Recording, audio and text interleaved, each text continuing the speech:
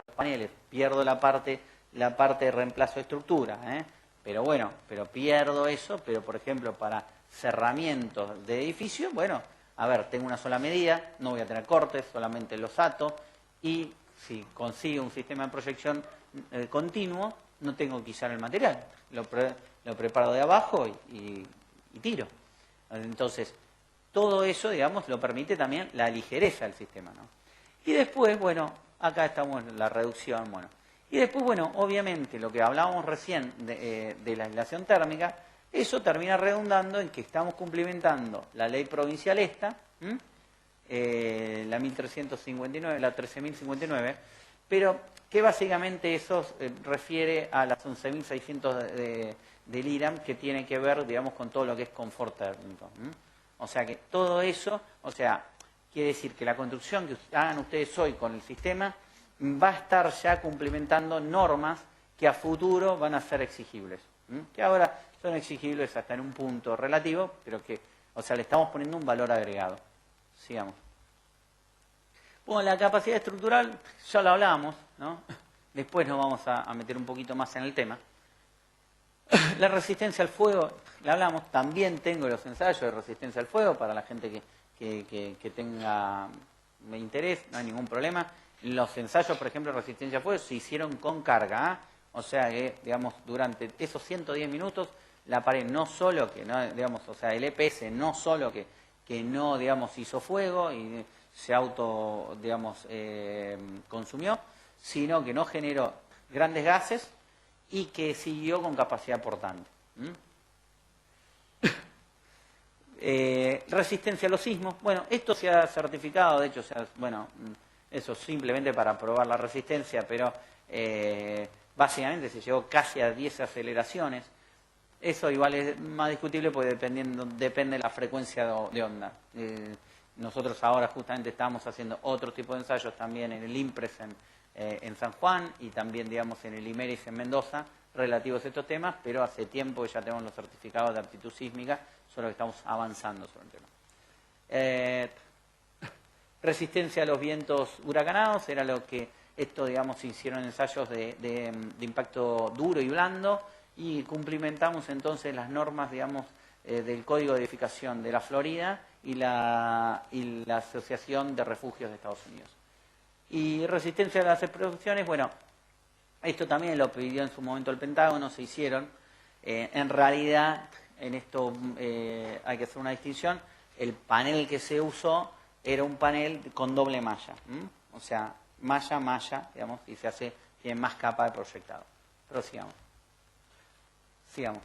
Bueno, a ver, ahora nos vamos a adentrar un poco en la forma constructiva, ¿no? A ver, habitualmente nosotros lo que planteamos generalmente es que las fundaciones vayan, digamos, de la mano de la economía de tiempo que estamos hablando, y por eso preferimos hacer fundaciones de platea. Entonces, generalmente lo que se hace es dejar los pases, después, bueno, obviamente previo movimiento de suelo, y después se pondrá, digamos, a veces se pone una alchada, bueno, se prepara un poco el suelo, después se ponen las mallas con los separadores, los pases, y bueno, después se cuela. Sigamos. Acá viene el primer punto, que seguramente después, pizarrón mediante, lo aclararé en la segunda parte de la charla.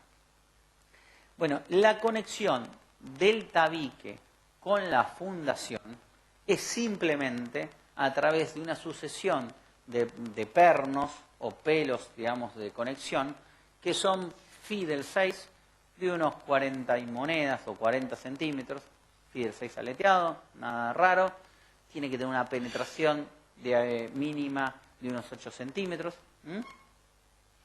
y eso cada 25 centímetros. Puede ser cada 25 de un solo lado o cada 50 a 3 bolillos. Acá lo estamos viendo que en esta parte lo están colocando, por ejemplo, durante el fragüe. No es una buena idea eso. Primero porque, piénsenlo, obviamente durante el fragüe solamente lo podríamos colocar del lado del perímetro. En el interno tendríamos que hacer todas unas pasarelas para poder ejecutarlo. Pero el problema radica en esta situación que no sé si todos lo llegan a ver, que muchas veces cuando se pone el pelo no queda plomo. Entonces la gente que empieza a hacer así, para acomodarlo. Y entonces agranda el agujero y yo lo que necesito en realidad es que quede contenido. Ni siquiera que quede pegado. ¿Por qué? Porque en realidad en la medida que quede contenido, el peso propio que viene del panel, el panel pesa nada, pero una vez que yo lo proyecté, va a pesar 120 kilos por metro cuadrado. Entonces esos 120 kilos que vienen, digamos, al perno, obviamente va a hacer que no se muevan. Después, para que no haya volcamiento, lo voy a explicar en detalle, digamos, para que entiendan el concepto. Entonces, eso es lo que se hace. Generalmente entonces lo que hacemos es que hacemos la platea. Las plateas generalmente orillan básicamente en unos 12 centímetros de espesor. H21 está perfecto. Eso de todas maneras, a ver, lo ideal es que se calcule. Yo les digo más o menos para que tengan una noción. Se reglea, ¿no? O sea, que quede bien parejita. Lo más conveniente desde el punto de vista de la tranquilidad que pueda tener uno por filtraciones o demás, sería hacerle, a mí me gusta peraltar bien la casa, como Dios manda, digamos, en base también a la situación de la casa en el terreno, hacer, digamos, una suerte de veredín, que ese veredín tenga una diferencial, digamos, de altura con lo que sería después el interior de la casa, de por lo menos, no sé, 8 o 10 centímetros, veredín de 40 centímetros, ponerle un nylon abajo, digamos, de 20 micrones, y después de 200 micrones, y después ponerle, y después hacemos la platea. La platea la hacemos como estamos diciendo, dejando los pases, todo este cuento, y bueno, y la arreglamos bien regladita. Entonces al otro día, con una chocla o chocline, haremos, digamos, o sea, haremos todas las demarcaciones que hacen al replanteo, y vendré con un rotopercutor, mecha del 5, en general un poquito más fina la mecha y las varillas ya cortaditas, y a presión las voy colocando. Generalmente las colocaré, o sea, haré los huecos, lo ideal sería hacerlo a 3 bolillos, como estamos poniendo, como está poniendo la persona acá, no durante el fragüe. Entonces hacer los huecos en los dos lados y después presentar cada uno, digamos, o sea, presentar del lado, por ejemplo, exterior, coloco los pernos, vengo con el panel, lo choco contra ese perno, lo ato, y después colocaré el perno interno. O sea, para no tener que engarzarlos. Entonces, esa es básicamente la metodología que va. Sigamos. Se perfora, o sea, a ver, una vez que tenemos hicimos el colado y hicimos el regleado, bueno, al otro día, para que no tenga todavía la resistencia característica ese hormigón, o sea, venimos con una chocla y marcamos, hacemos el replanteo. Entonces, después, dependiendo lo más aconsejable, a ver, con las choclas podemos hacer varias líneas. Por lo menos podremos hacer una línea que coincida con esta hilo, otra línea con este, y otra a 2 centímetros de acá y otra a 2 centímetros de acá. ¿Para qué? Para tener el espesor del panel y el espesor del muro terminado. Entonces yo después solamente... Sí. ¿A 8 más 3 y 8 más 3? No, porque de este hilo para acá son 2 centímetros. Ajá. Entonces, en ese caso, por eso tendríamos en realidad 9 centímetros y después tendríamos 2 a cada lado. Entonces, lo que haríamos es con el rotopercutor darle cada 50, en realidad 50 a este lado y 50 a este otro, a 3 bolillos. Colocar, una vez que hice esa perforación, el pelo a presión, ponerle del lado de la hilera del lado externo, venir con el panel, atarlo, y luego de eso sí poner el otro pelo que vaya del lado interno, pero ya hice el hueco, para no estar, digamos, o sea, incómodo ni haciendo el hueco, ni incómodo colocando el panel, nada más que por eso. Bueno, este tipo de panelizaciones, por ejemplo, son las panelizaciones que se hace, esto desde ya que se ha usado para un montón de construcciones seriadas, muchas de las cuales han sido públicas, pero también ha habido muchas privadas, o sea, por ejemplo, hoteles. O sea, en Pinamar, por ejemplo, hay un montón de hoteles. O sea, hay una página web que se llama portasol.com.ar donde todos los hoteles están hechos con el sistema, por ejemplo. ejemplo. Y tenemos hoteles hay uno que está enfrente del muelle, que se llama Eleolo, después tenemos Gaviota, después hay Villa Paradiso, muy lindos hoteles de alta calidad, hechos con el panel.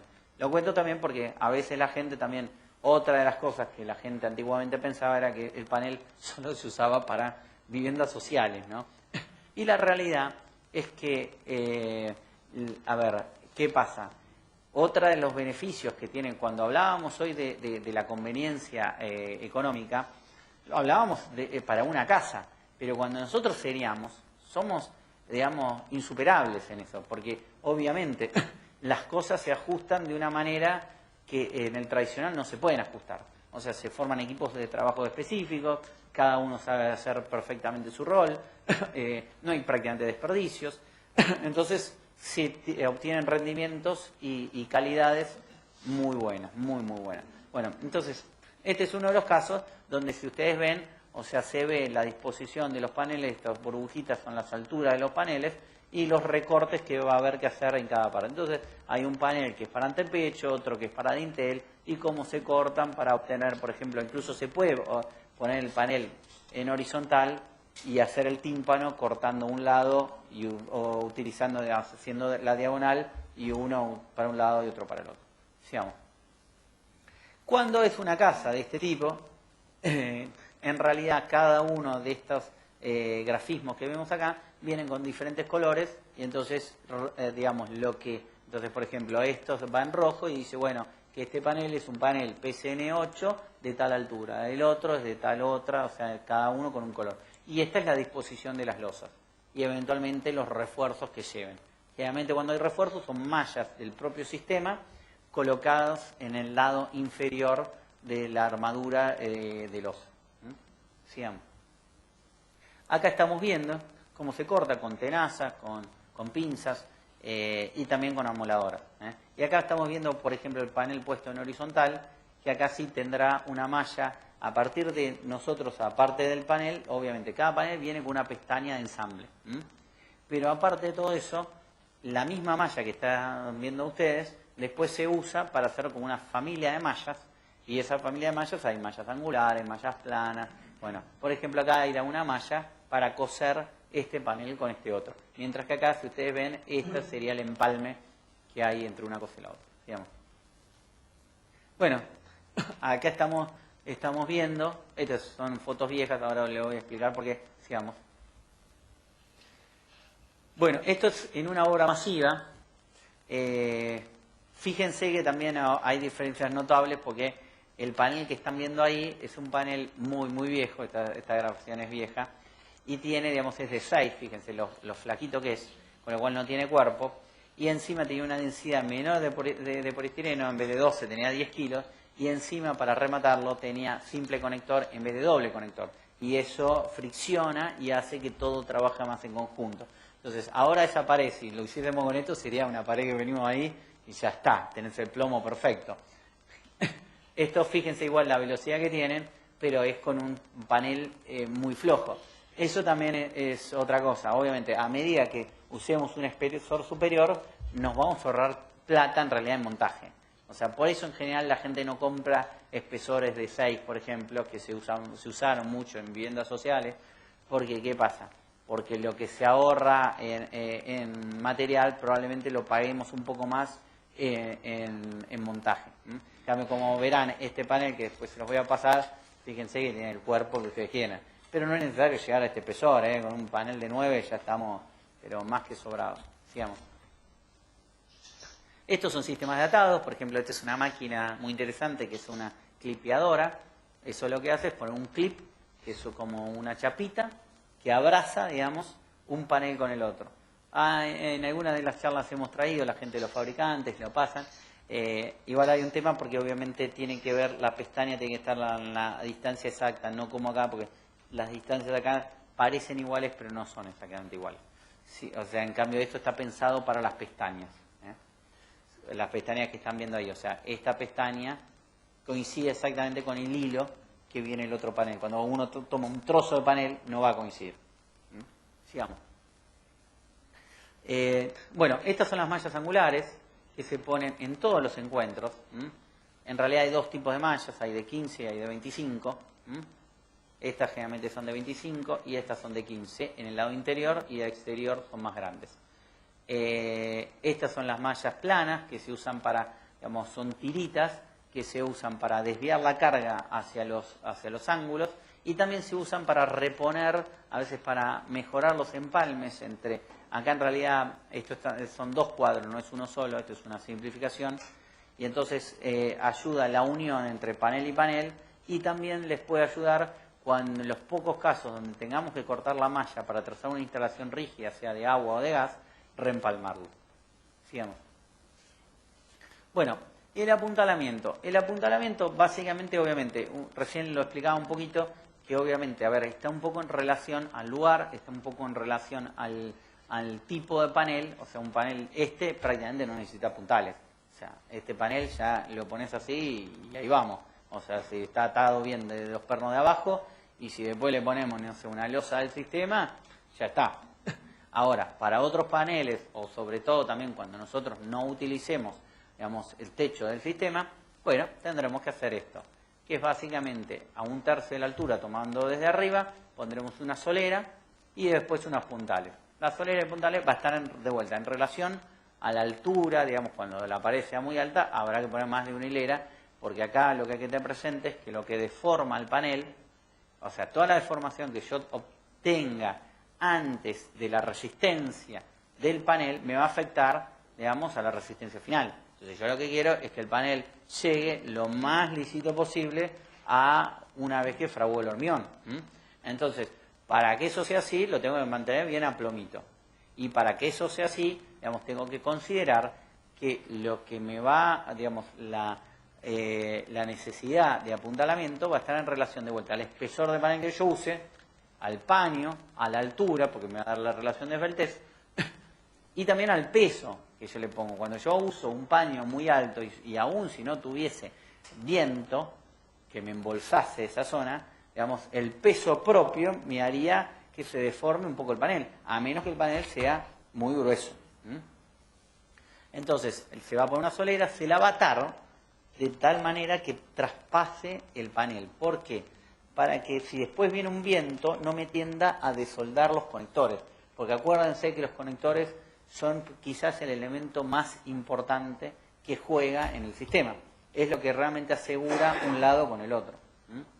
Y por eso nosotros somos los que más proponemos por conectores. O sea, hay otra gente que usa un simple conector, nosotros tenemos doble conector para reasegurarnos de eso. Antiguamente, imagínense que y las certificaciones estaban hechas igual que ahora, pero para simple conectores. O sea que nosotros ahora tenemos el doble de conectores que lo necesario. Y eso nos cubre de que si alguna cosa se soldó, si no sé, si en la carga algo no salió bien, ¿no? Que nos quedemos tranquilos. Bueno, luego de eso, se pondrán estas guías, que son guías para, digamos, garantizar el espesor del revoque. Son tubos generalmente 20 por 20, digamos, 20 milímetros por 20 milímetros, que lo que van a asegurar es el espesor del revoque. Entonces, ¿se puede hacer eso? No se puede hacer con bulines y fajas a la vieja usanza. Esto obviamente es un proceso más rápido. Después lo vamos a ver ahora cómo se hace, pero generalmente lo que vamos a hacer es hacer fajones entre estos bulines, entre estas guías, disculpen. Entonces vamos a hacer una primer pasada que va a llenar estos dos, vamos a tapar toda la malla, se va a hacer los 2 centímetros, como hemos dicho, o sea, de este hilo 1 centímetro para afuera aproximadamente. Y si yo tengo, supongamos que acá tengo una guía y acá tengo la otra guía, me va a quedar, digamos, voy a rellenar entre esas dos guías acá, ¿no? Vamos a hacer como fajones.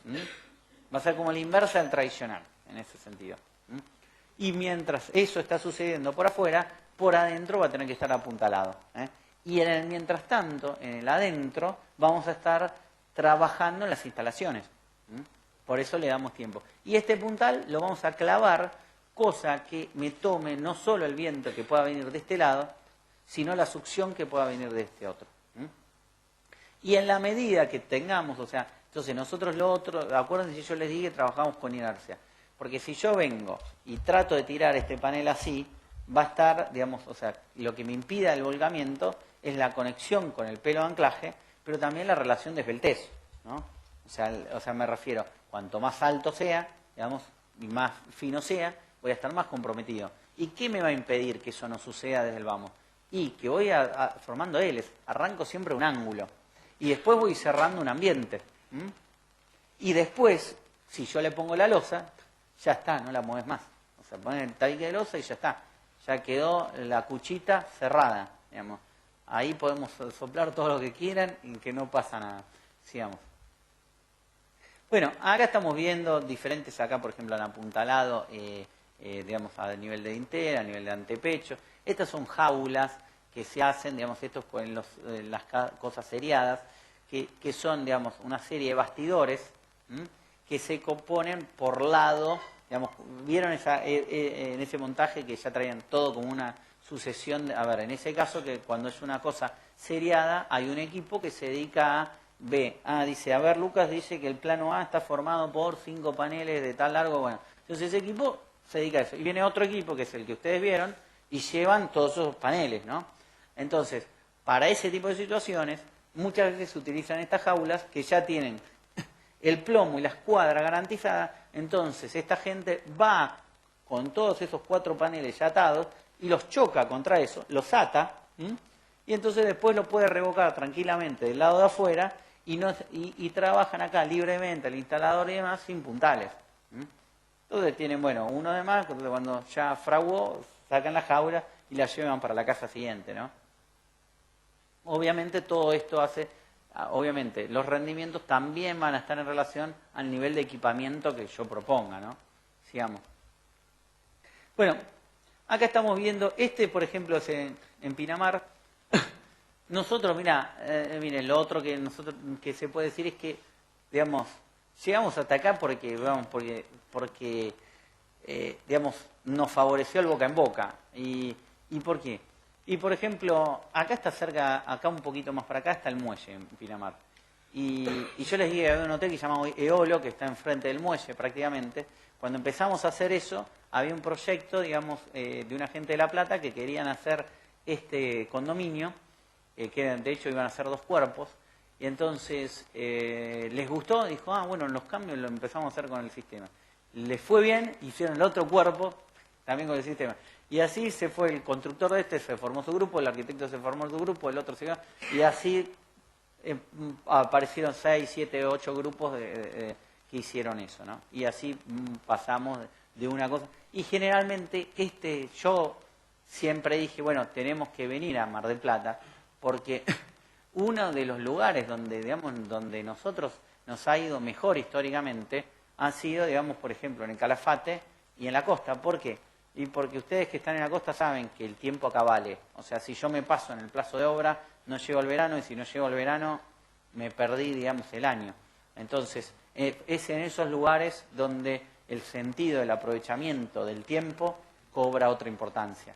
Y esto ya ha sido verificado. A ver, si a esta gente no le hubiese rendido, no me hubiese comprado para el otro año, para el otro año y para el otro año. O sea que, digamos, les rindió. O sea, y les sigue rindiendo. No lo hacen más porque a veces porque no encuentran terreno, ¿no? Lógico. Pero, y en el Calafate cuando fue la explosión lo mismo. Debemos tener 8, 10, 15 hoteles, porque obviamente es un lugar donde necesitaban un sistema que fuese rápido, que fuese económico, que tuviese características de aislación térmica y que fuese sencillo para una mano de obra de poco nivel. Sigamos. Bueno, si le prestan atención a la foto anterior, siempre fíjense, a mí me gusta decir que vertical le gana horizontal. ¿Por qué? Es muy fácil. El sistema, en definitiva, lo que va a tener que es trasladar las cargas. ¿Y las cargas cómo se trasladan? Y por los elementos verticales. Entonces, en la medida que sea posible, siempre el elemento vertical continúa y el elemento horizontal se traba contra el vertical.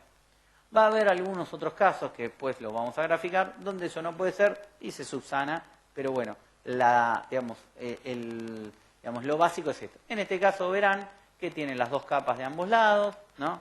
La terminación que ustedes quieran, la proyección inferior.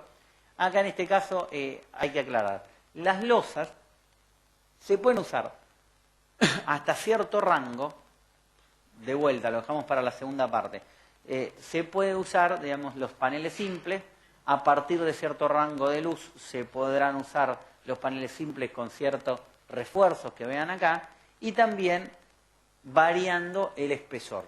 Y para otros ciertos rangos deberíamos utilizar o nos ayudaría a utilizar los paneles reforzados que ya desde el vamos nos proponen más cantidad de acero. O sea, entonces, en este caso estamos graficando un panel simple, pero que podría ser un panel reforzado. Y acá vemos una malla entera de refuerzo, generalmente en la zona central, que es la zona donde tenemos más deformada. Entonces lo que va a tener ahí es aportar más cantidad de acero. Esta parte es la capa de compresión, que esta por lo menos tiene que tener 5 centímetros y medio, un H21, tiene que tener un tipo de piedra, un tamaño de agregado grueso máximo de 15 milímetros, un asentamiento de 5, y acá hay un elemento importante. Siempre la unión, fíjese, este cruce entre este elemento y este elemento, hay que deprimirlo y hay que llenarlo con la capa de compresión. Porque a mí, a ver, lo que a mí me asegura la resistencia que estuvimos hablando hoy de las 60 toneladas y demás, es la continuidad del revoque y de la malla. Si yo dejase esta parte sin revocar, el dato que yo les pasé antes sería falso. Porque en realidad, digamos, habría una parte donde habría una interrupción. Entonces, eso se puede hacer de dos formas. Una de dos, o que el panel este sea efectivamente más corto, cosa que no hay problema, porque si ven, acá sí las mallas están bien graficadas, tienen 2 cuadros y medio, con lo cual, con que haya la superposición de 2 cuadros, o sea, aunque acá este panel me quedase hasta por ahí, no pasa nada. Y si no, simplemente con una pistola de calor, que es la misma que vamos a utilizar para trazar las instalaciones, deprimimos. Y después, cuando colamos el hormigón, empezamos a colarlo por acá. Y después llenamos. Y no pasa nada. Y ahí estamos. O sea, de hecho lo que va a pasar es que el hormigón que tengamos acá va a tener más resistencia que el proyectado que tenga ahí. O sea que no habría inconvenientes. Y después seguimos, bueno, a ver, lo óptimo sería que yo hiciese una carpetita, que tuviese, digamos, una barra de vapor, que tuviese un contrapiso, que tuviese una carpetita y que tuviese una membrana. Bueno, eso es lo que dice el Neufer. Ojalá lo podamos hacer. Lo que es seguro es que vamos a necesitar una membrana mínimamente, porque lo que vamos a obtener es una losa de hormigón armado, básicamente. Sigamos. Bueno, acá vemos el trazado de instalaciones. Cuando hablamos, ¿se acuerdan de los ahorros? Bueno, no me detallé porque quería mostrarles esto. Bueno, esto no hay nadie que no les pueda decir que el ahorro en el trazado, en las instalaciones, es por lo menos de un 30%. Porque básicamente, a ver, no necesitamos una ayuda a obra. O sea, no tenemos nadie que esté picando. O sea, puede venir el instalador mismo con la pistola de calor y él mismo se lo traza. Habrá que ver si el tipo le conviene o no, porque por ahí lo tiene a sueldo o no. Ese es otro tema que, bueno, que vuelvo a repetir. Por eso los costos, por ahí a uno los números le dan 10 y a otro le dan 9. Porque depende cómo los arme. Pero la realidad es que cualquiera que estamos acá, venimos con la pistola de calor y hacemos, el trazado para eso en 2 segundos. Y de una manera y nos podemos volver a ir a jugar al fútbol. O sea, digamos, nadie se cansó. O sea, por eso mucha gente le gusta seguir trabajando con el sistema, porque obviamente también es un trabajo más alivianado. Y en los casos que haya que cortar, se repara la malla, como yo les decía, para volver a otorgar la continuidad, ¿no? Entonces, y esto mismo, la aislación térmica también va a proteger las instalaciones, porque realmente las va a proteger de las contracciones y las expansiones. Y bueno, y lo que es instalación eléctrica, fíjense la simplicidad del trazado. Es una cosa muy, muy amena. Bueno, entonces, imagínense que eso, cuando yo lo hago en el tradicional, ¿qué pasa? Yo tengo que romper un revoque. Después va a tener que un tipo venir a barrer. Después, eventualmente, si la obra es grande, bueno, por ahí llena un volquete, ¿no? Entonces yo mínimamente todos los días me voy a ahorrar, no sé, media hora o una hora del tipo, digamos, del tipo que me barre. Me voy a ahorrar seguramente en escombros. O sea, eso va configurando también el ahorro en costo indirecto, que yo les decía que, bueno, que se va extendiendo conforme vemos todas estas cosas. Y obviamente, a ver, el ahorro, ¿por qué no lo ponemos de forma así directa? Y porque no es lo mismo la instalación para un sanatorio que para un garage, ¿no? O sea, la incidencia es muy diferente. Sigamos. Y entonces se van a obtener básicamente lo que ustedes quieran, ¿no? Una pared pintadita con enduido, una pared si quieren con ladrillos. Esto es básicamente en base a la casa que vimos hoy. Obviamente si el agregado que tuviésemos acá, o sea, tiene cierto peso, primero generalmente obviamente esta capa no iría regleada, sería un poquito más gruesa y la pegaríamos ahí. Y si fuese más pesado, dejaríamos algún gancho de cuando en cuando detrás de esto como para que no se nos caiga, ¿no? Como para que trabarlo. Pero básicamente se puede hacer cualquier cosa y ya está hecho. Después lo vamos a ver. Sigamos. Bueno, entonces las reglas que hoy vimos se ponen cada 1,5 metros. Acá estamos viendo cómo se cierran los volúmenes. O si no, podemos hacer con bulines a la vieja usanza. Un tema, ventajas para un lado y para el otro. El bulín lo que está bueno es que puede hacer que si yo hice algo mal y, por ejemplo, el panel por alguna razón, digamos, se me encorvó un poco porque, no sé, porque lo doblaron cuando lo trajeron o algo por el estilo, digamos, si yo, digamos, acá tomo bien los niveles, o sea, tomo, digamos, me fijo en el replanteo y elevo el bulín, o sea, según eso, realmente no me va a quedar facetado, sino podría ser que si yo pongo estas guías me pudiese quedar ligeramente facetado. Generalmente cuando uno trabaja con espesores normales de panel de 8 para arriba, no tiene mucho de esa problemática. Si uno tuviese un panel de 6, podría tener cierto sentido y es la razón por la cual seguramente lo hicieron acá.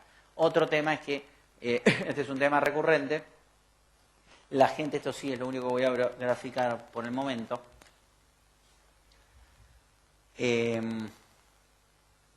cuando yo pongo la guía acá, ¿no?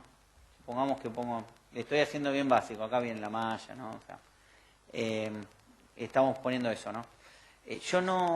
Esta parte la dejamos, los fajones lo hacemos desde acá, o sea, toda esta zona me tiene que quedar blanco, o sea, no tengo que llegar con el reboque que vamos a llegar acá, en la primera capa, ¿no? O sea, esto después me va a quedar así, ¿no? O sea, en 2 capas. Una primera capa va a venir por delante de la malla, más o menos hasta ahí, ¿están viendo? Y la segunda, o sea, lo mismo acá, y la segunda va a tomar esta parte. Pero esta parte que tenemos la guía, que es las mismas guías que están viendo acá, estas, tenemos que dejar en blanco. ¿Por qué? Porque si yo viniese con el reboque hasta acá, o sea, hasta acá, supongamos que ahora digo, no, mira, yo lo dejo hasta acá el reboque. ¿Qué pasa? Cuando yo proyecte, no se va a llenar todo, se va a llenar así básicamente. O sea, y entonces este punto va a quedar recontra frágil, porque no tiene casi adherencia. O sea, y esto va a depender después, y esto es una cosa que lamentablemente a veces ha pasado como recurrente, porque, digamos, sobre todo cuando se hace dependiendo del método de proyección y dependiendo del tipo de arena, la superficie de contacto no es buena, la adherencia no es buena. Entonces, y muchas veces esto es peor porque te lo dejan casi como perfecto, o sea, te lo dejan así, entonces no tiene superficie de contacto, entonces todo queda así, sujeto a este punto. Entonces, realmente después da que tenemos la sensación de que esto se llenó y con suerte se llenó así, con suerte. Generalmente entonces esto te queda y estas partes quedan muy frágiles. Entonces, siempre lo que tenemos que dejar son concavidades, cosa que cuando yo rellene, o sea, acá me tiene que quedar haciéndolo grotesco, ¿no? La guía, yo la saque y me quede esta diagonal, me quede más superficie de contacto y que entonces, digamos, porque esto es una junta fría, y que entonces yo esto, digamos, tenga de dónde adherirme. Lo ideal sería que esto me quede lo más poroso posible, ¿no? Y lo más desparejo posible. Entonces, eso sí, obviamente, cuando yo utilizo los bulines, ya queda por añadidura, a menos que sean medio brutos y me lo hagan igual, digamos, hacia la parte del bulín, me lo hagan así. O sea, pero en realidad, si ellos lo hacen así, ya estamos. Ya eso, no hay problema de que eso suceda. Sigamos. Bueno, acá vemos un poco cómo es el mortero, vemos, o sea, después vamos a ver videos, ahora mismo. La relación de vuelta es 1,3, 1,4. En realidad, incluso puede ser un poquito menos. ¿Por qué? Depende del tipo de proyección. O sea, si vamos a trabajar con revocadoras continuas, que por ejemplo nos van a ser de gran utilidad para hacer cerramientos en edificios en varias alturas, porque dependiendo el tipo de máquina vamos a poder atacar 6, 7, 10 plantas, y va a tener unos rendimientos bárbaros.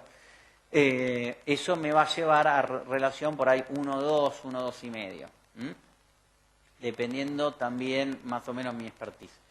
Y después con estas palitas que estamos viendo ahora y vamos a ver después, dependiendo del tipo de arena, o sea, me refiero, si yo tengo una arena que forme una curva granulométrica que vaya desde más o menos desde 0,3 milímetros hasta cerca de 16 milímetros, ahí podría obtener un revoque de mayor resistencia con menor consumo de cemento y con mayor estabilidad. Lo que pasa, la verdad,